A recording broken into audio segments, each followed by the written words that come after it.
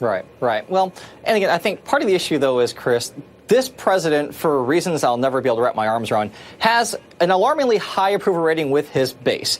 There's really nothing more to get from that. And I think it also speaks to the old adage that they always say, people hate Congress but like their congressmen. Yep. How people might react in Washington or on the media versus how people feel in their district, in their constituency, with someone that they see day in and day out in their own shopping center, in their own neighborhood, someone that they've been used to seeing in their local communities. That's a very different type of feeling on the ground versus here in Washington or in New York. And so I think you're seeing that play out in this town hall where, again, we didn't know what to expect. It could have been anything. Could have been a free-for-all like we've seen before. Could have been something very different. What we saw was a district that knows their congressman and respects someone actually coming forward and taking a position, taking a definitive stance, even though it may cost them politically. What a refreshing idea that someone would actually do the right thing and not worry about the next election. Plus, I think this is the president who more than anybody responds to force and strength. We see it in his own behavior, in his own rhetoric.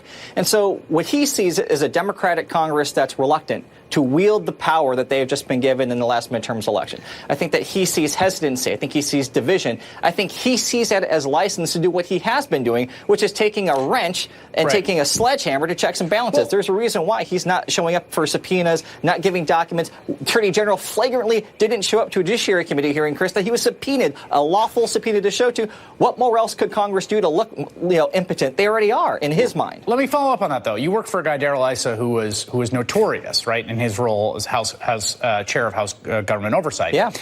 Who was a maximalist, right? So he was not a shrinking violet. He was not reticent. And there's a case to be made that didn't work out that well either, right? Maybe there's lessons from that excess, which I think is part of what people talk about when they talk about Clinton impeachment. What do you think about that? Well, I would say this. One, ICE issued more than 100 subpoenas to the Obama administration.